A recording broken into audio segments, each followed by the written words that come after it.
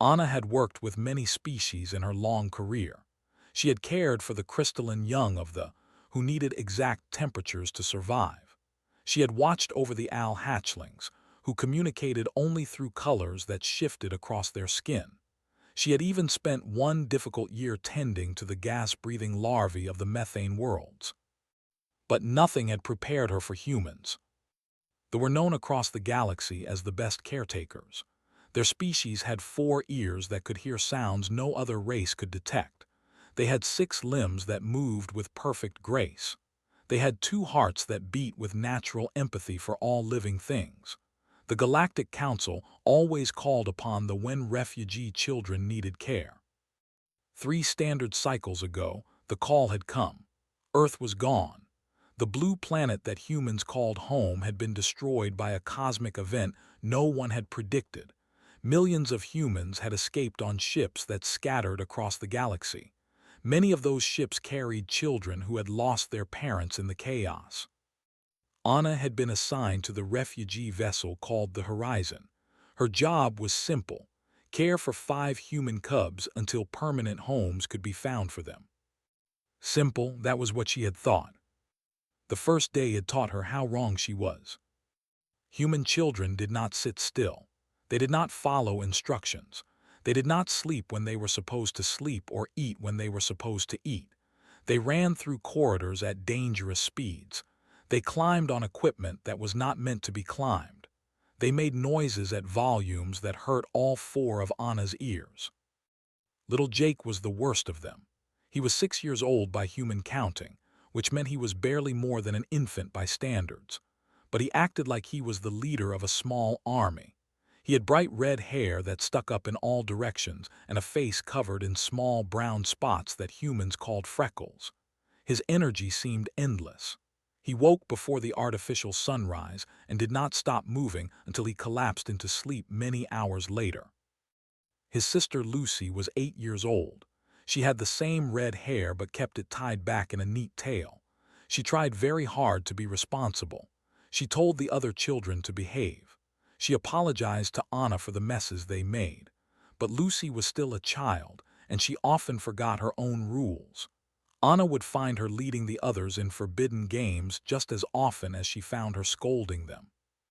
The twins were named Ben and they were both 7 years old and looked almost exactly alike, with dark hair and dark eyes and serious expressions. They had their own secret language that no one else could understand. They would look at each other and speak in quick whispers, and then they would both laugh or both run or both hide. Anna had given up trying to figure out what they were saying to each other. The smallest was Grace. She was only 5 years old, barely old enough to walk without stumbling. She had yellow hair that curled around her face and eyes that were very large and very blue. Grace did not talk much. She had seen bad things during the evacuation of Earth, things that no child should see. But she followed Jake everywhere he went, holding onto his shirt like a small shadow. Together, the 5 of them were a storm of noise and motion and chaos. Anna had learned to expect the noise. She had learned to listen for it. The sound of running feet meant they were playing chase in the corridors. The sound of arguing meant the twins were fighting with Jake over some game. The sound of crying meant Grace had fallen down again or remembered something sad. Silence meant danger. On this particular day, Anna had left the children in the observation lounge. It was a large room with soft floors and no dangerous equipment. One wall was entirely made of glass, looking out at the stars. The humans loved to watch the stars, even though the sight made them sad. It reminded them of home. Anna had only needed 20 units to get their food. The nutrition center was close by. She would be gone for just a short time. She walked through the metal corridors of the Horizon, her 6 feet making soft sounds on the floor. Other refugees moved past her. Some nodded in greeting. Most did not. Everyone on this ship had lost something. Everyone was too tired for politeness. The nutrition center was busy. Anna had to wait while the food machines prepared the special meals that human children required. Humans needed very specific nutrients. Too much of one thing made them sick. Too little of another made them weak. Feeding them was a science that Anna had spent weeks learning. She gathered the 5 small containers of food and began walking back. Her mind was already planning the rest of the day. After eating, the children would need exercise, then learning time, then quiet time which was never actually quiet, then more food, then the struggle of making them sleep. She was thinking about all of this when she noticed the silence. At first, she did not understand what was wrong. The corridor felt normal. The ship sounds were the same as always. The hum of the engines, the whisper of the air systems, the distant voices of other refugees. But something was missing. She walked faster. Her 4 ears turned in different directions, searching for the sound she expected to hear. Jake yelling, Lucy scolding, the twins whispering, Grace humming the sad little songs she liked to sing. There was nothing. Anna began to run. Her 6 limbs moved in the flowing pattern that her species used for speed. The food containers were gripped tight in her middle arms. Her hearts beat faster and faster. The door to the observation lounge was just ahead. It was closed, which was normal. She had closed it when she left to keep the children inside. She stopped in front of it. She listened with all 4 ears. Silent, complete and total silence. Fear filled her body. Human children were never silent. They could not be silent. Something was terribly wrong. They were hurt. They were sick.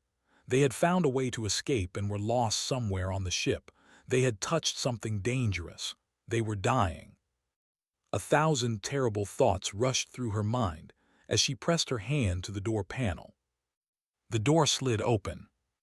Anna stood frozen in the entrance, the food containers nearly falling from her suddenly weak grip. The 5 human cubs sat in a perfect circle in the middle of the room. Their small bodies were completely still. Their eyes were closed. Their hands rested on their knees with the palms facing up toward the ceiling. Their chests rose and fell together, breathing in at the same moment, breathing out at the same moment. They looked like tiny statues carved from flesh. The observation window behind them showed a field of distant stars. The light from those stars fell upon the children in soft blue and white, making them look like they were glowing. Anna could not move. She could not speak. She could only stare at the impossible sight before her. Jake, who never stopped moving, was perfectly still. Lucy, who always had to be talking, made no sound. The twins sat side by side, their secret language silent for the first time. Little Grace, who jumped at every noise, sat with a peace on her small face that Anna had never seen. What had happened to them? What was wrong with them? And why, despite her fear, did Anna feel something strange and warm spreading through both of her hearts? Anna took one careful step into the room, then another. The food containers hung forgotten in her middle arms. All of her attention was on the 5 small figures sitting in their perfect circle. She had seen many strange things in her years of caring for alien young. She had seen children glow with inner light when they were happy. She had seen owl hatchlings change colors in waves that meant feelings too complex for words. She had watched the larvae of the methane world sing songs that made the air itself vibrate. But she had never seen human children do anything like this.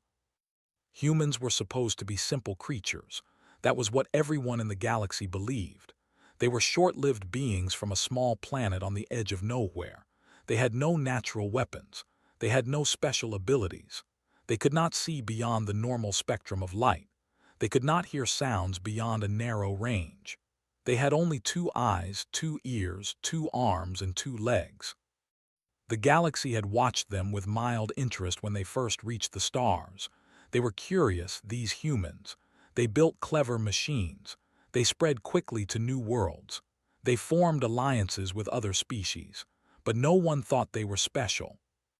They were just humans, ordinary, limited, fragile. So why were these 5 human cubs doing something that should have been impossible? Anna moved closer.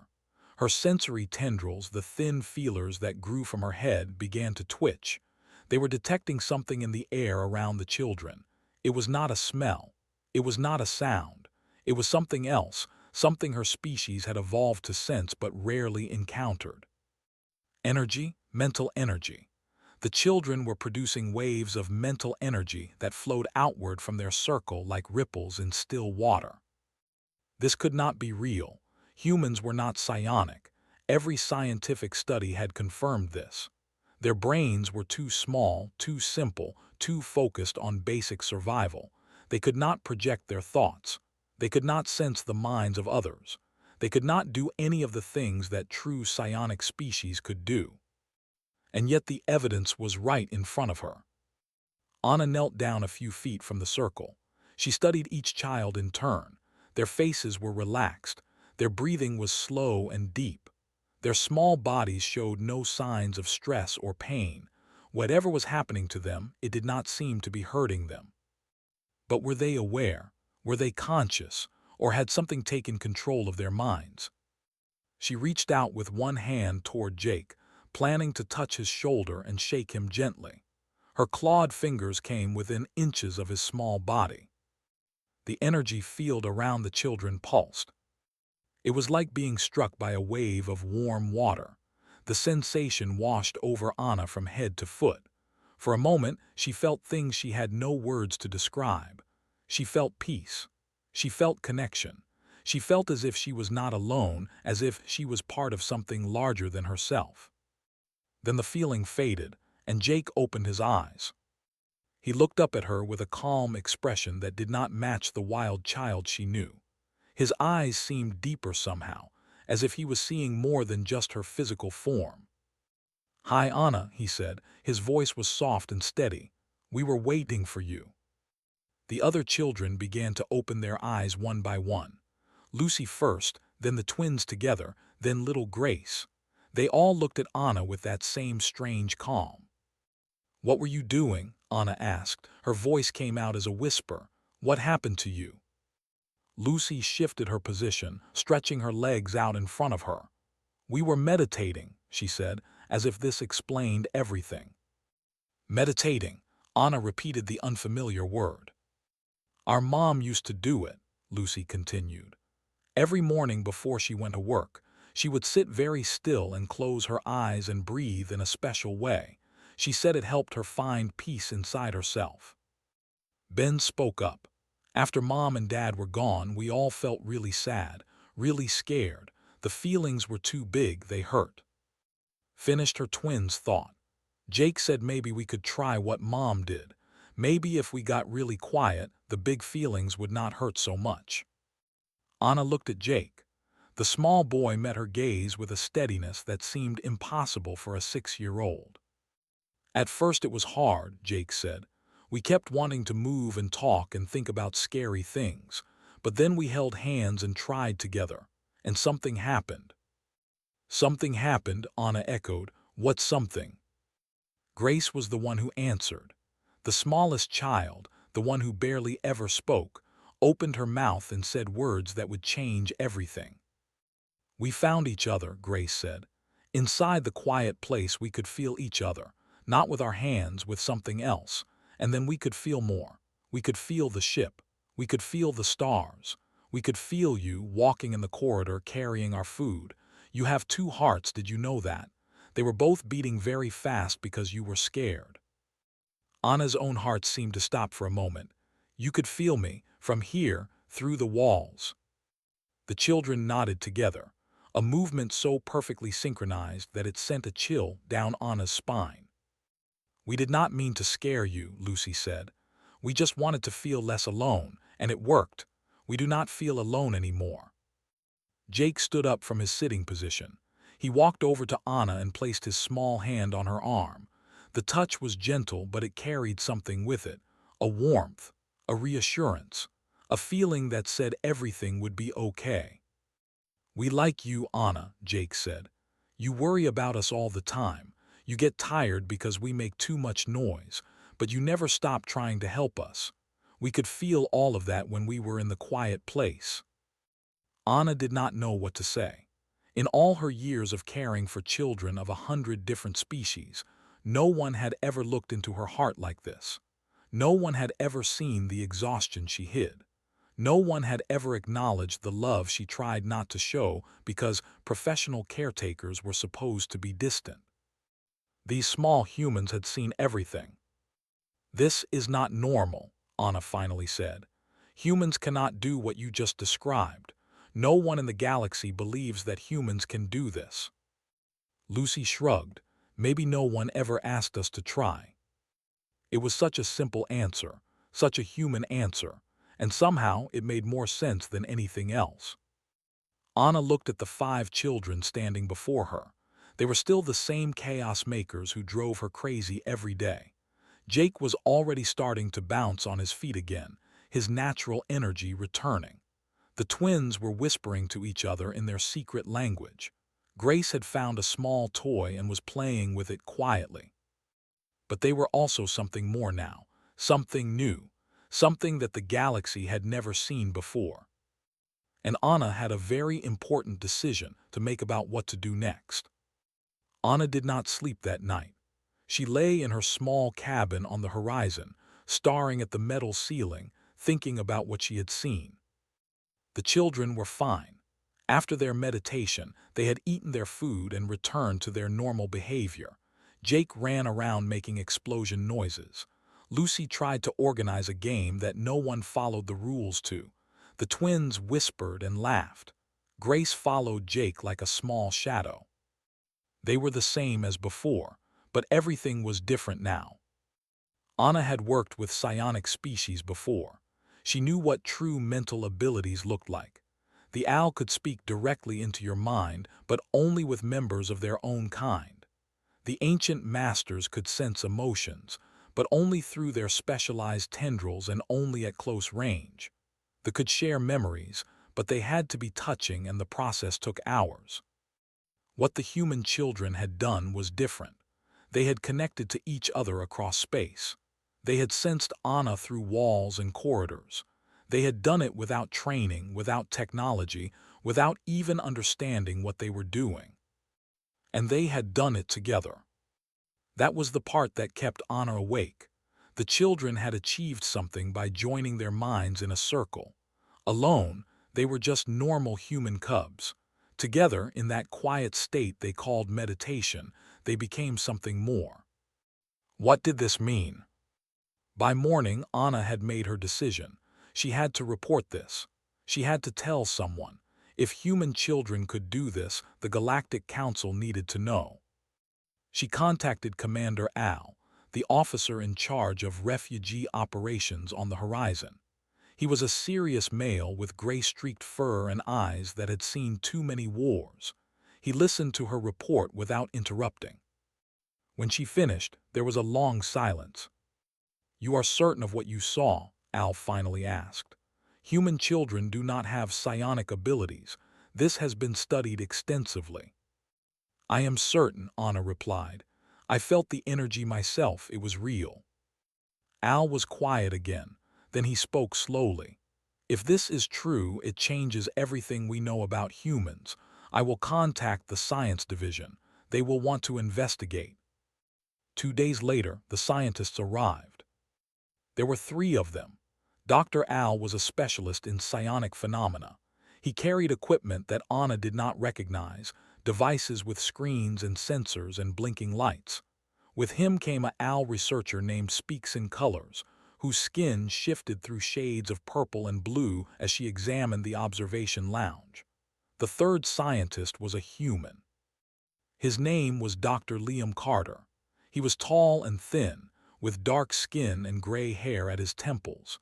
He had been a brain scientist on Earth before the destruction.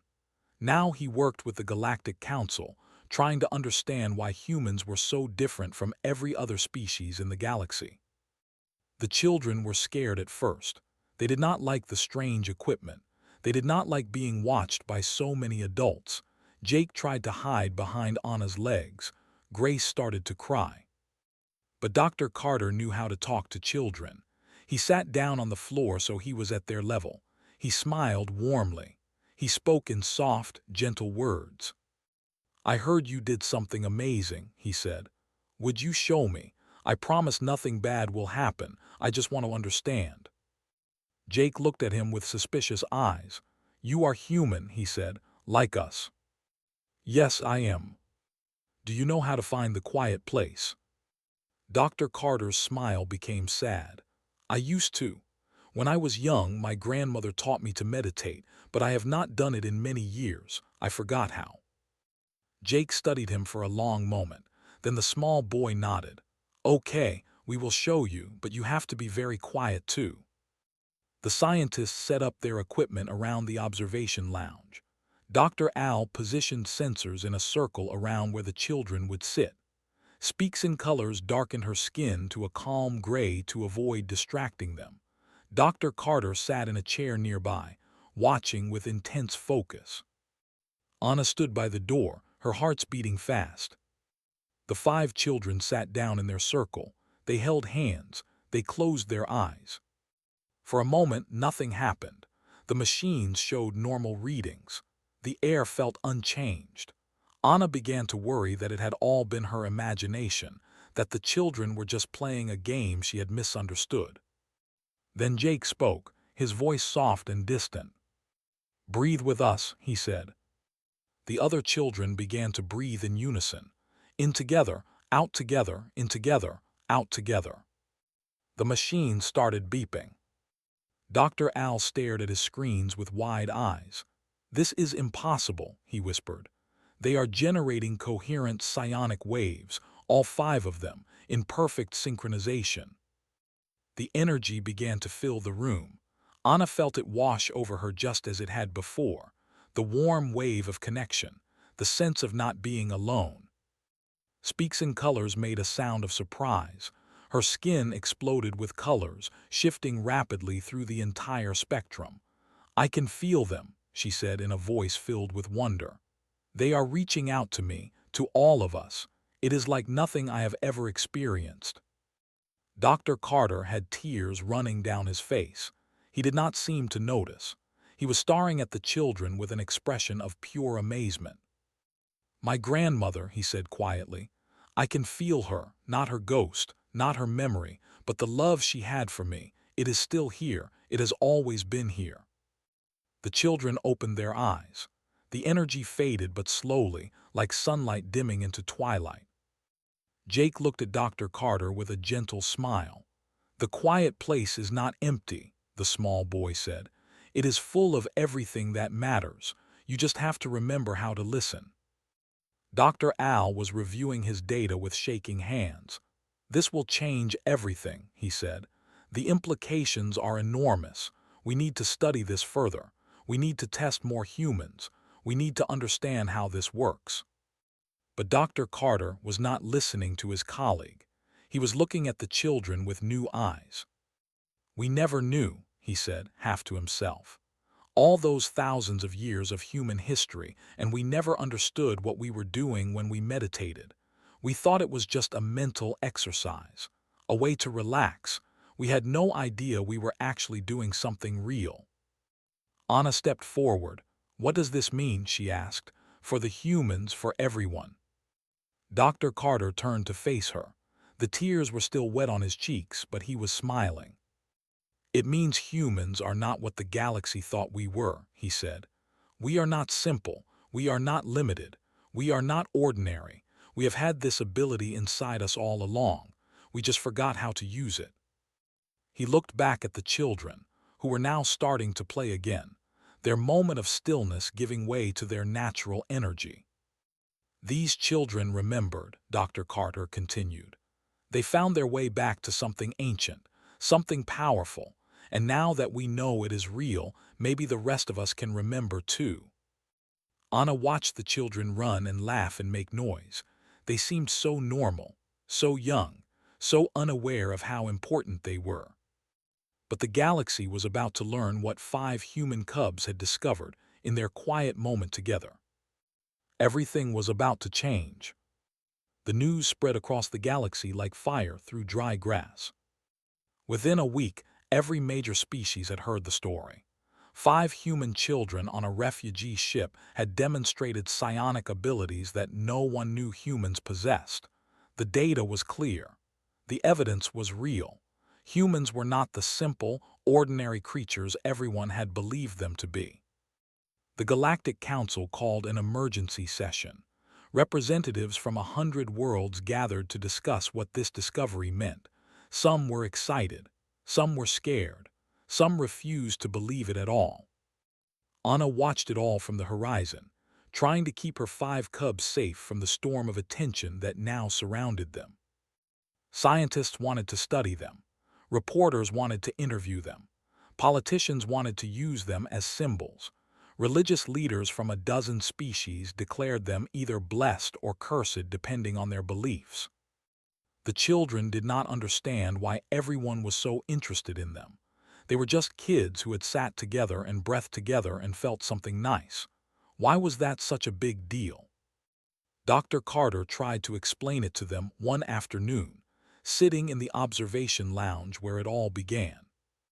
What you did is something that people have been trying to understand for a very long time, he said. On Earth, humans meditated for thousands of years. It was part of our oldest traditions. Monks in mountains, teachers in temples, ordinary people in their homes. They all practiced this thing, this quieting of the mind. Jake listened with his head tilted to one side. But if everyone did it, why is it special now? Because we never knew it was doing anything real, Dr. Carter replied. We thought meditation was just a way to feel calm, a trick of the brain. We did not have machines that could measure what was really happening. And by the time we built such machines, most people had stopped meditating. We were too busy with screens and work and the constant noise of modern life. Lucy nodded seriously. Mom said the world was too loud. That is why she needed her quiet time. Your mother was wise, Dr. Carter said. She knew what many people had forgotten. The quiet is important, the stillness matters, and now we know why. Over the following weeks, more tests were conducted. Scientists came from all across the galaxy to study the phenomenon. They brought better equipment. They asked more questions. They wrote long reports filled with words that Anna did not understand. But the basic findings were clear. Human brains were different, not broken, not limited, different.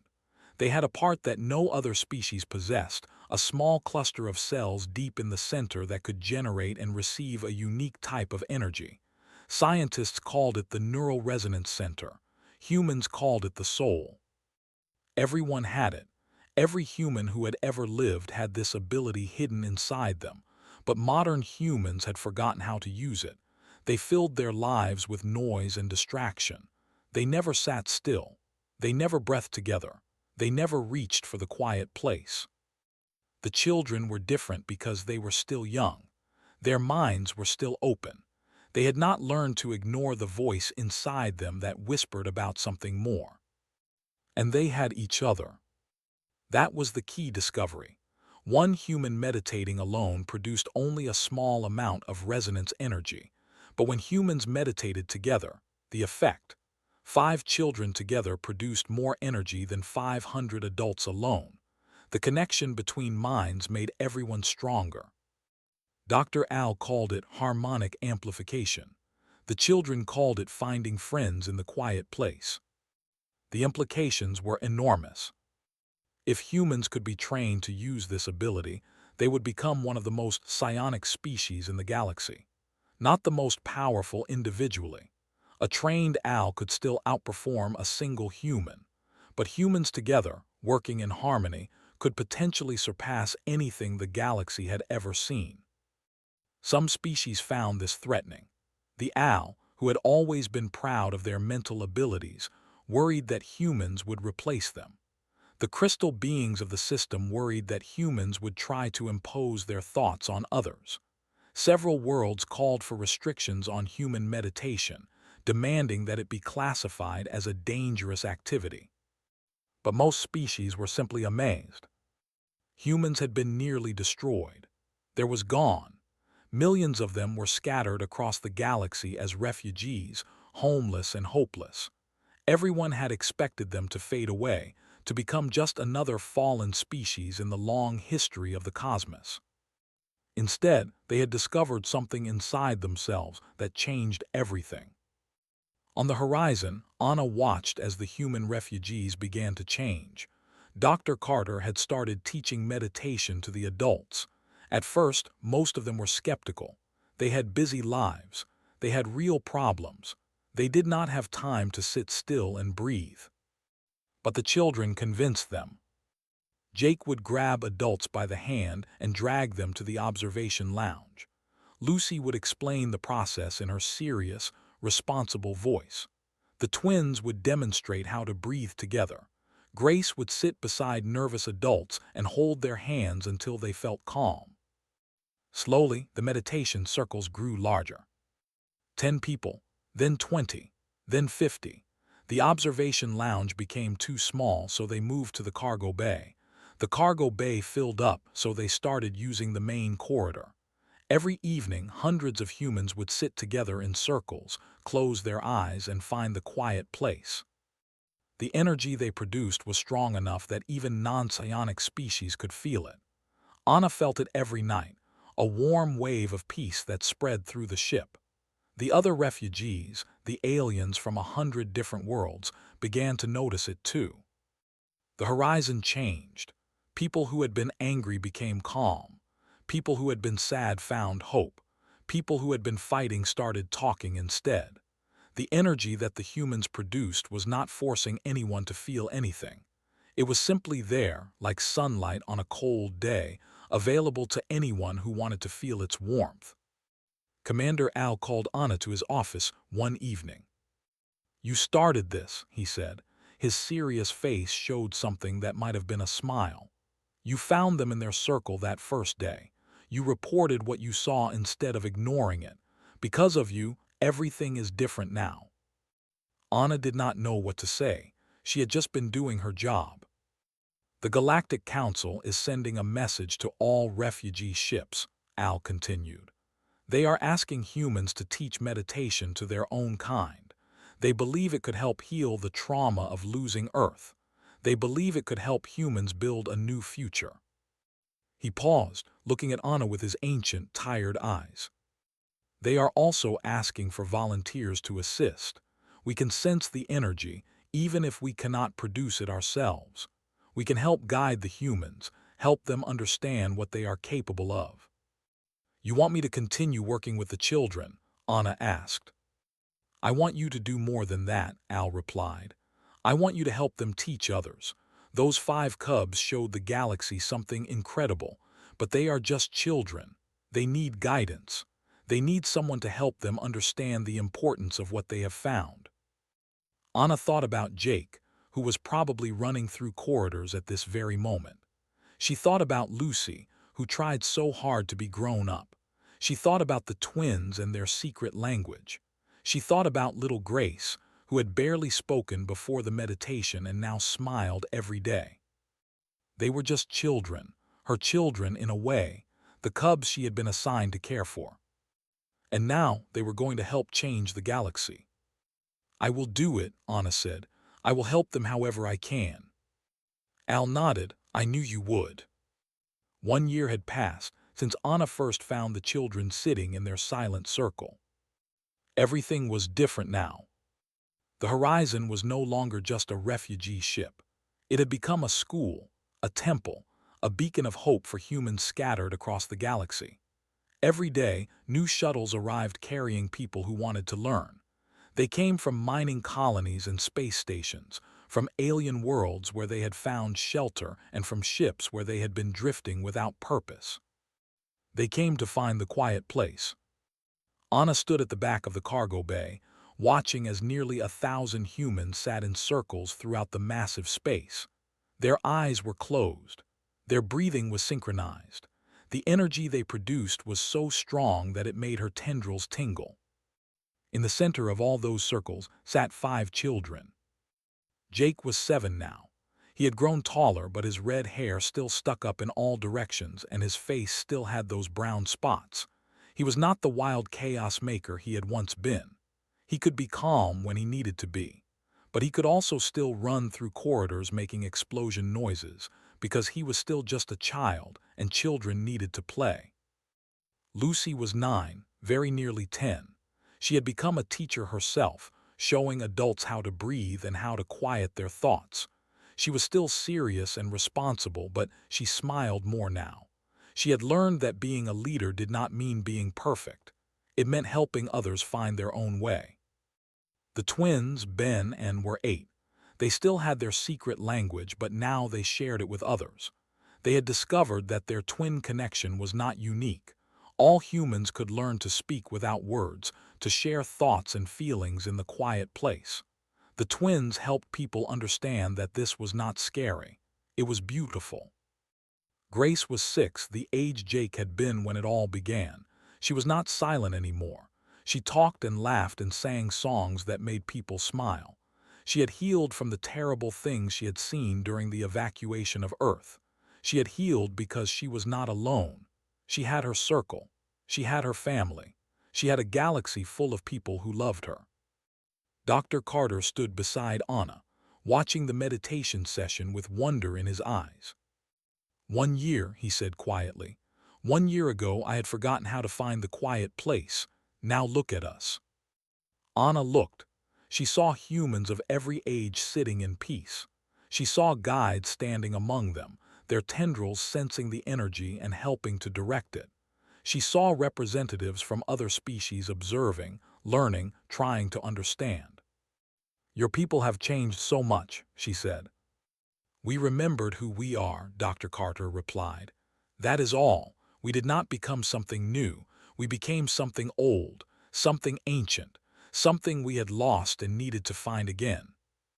The meditation session ended. The energy slowly faded.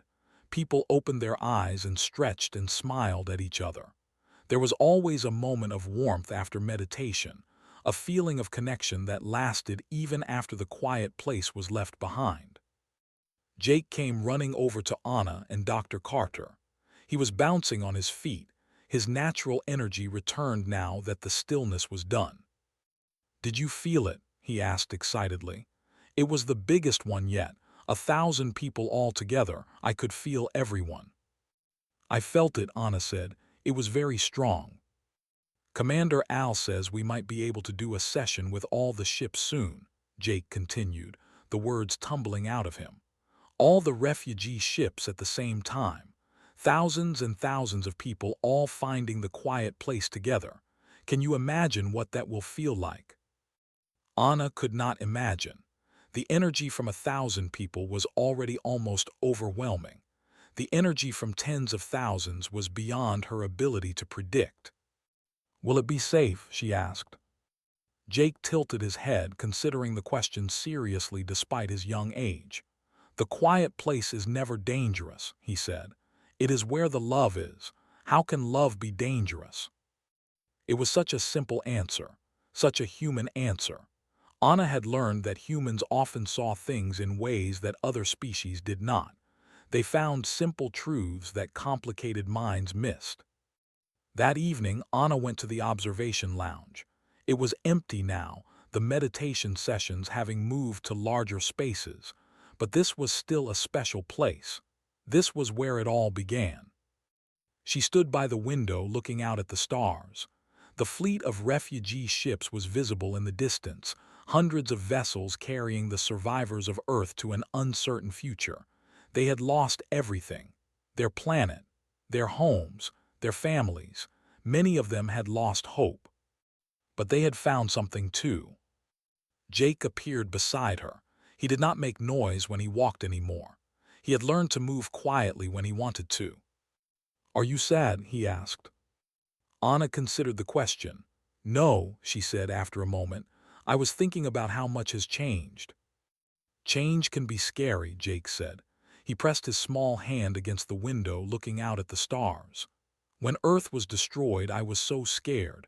Everything was gone. Mom and Dad were gone. I thought nothing would ever be okay again. But you found the quiet place, Anna said. I found more than that, Jake replied. I found out that Mom and Dad are not really gone. Nothing is ever really gone. Everything that matters stays in the quiet place forever. You just have to know how to look. Anna felt her heart's ache. She had lost people too long ago before she became a caretaker. She had thought that loss was the end. She had thought that the gone were simply gone. "Will you show me," she asked quietly, "how to look?" Jake turned to face her. His eyes were the eyes of a child, but they held something ancient inside them, something that humans had carried for thousands of years without knowing. "You cannot meditate like we do," he said gently. "Your brain is different, but you can sit with us. You can feel what we feel. And if you let yourself, you can find your own quiet place. It might not look the same as ours, but it will be yours." He took her clawed hand in his small human one.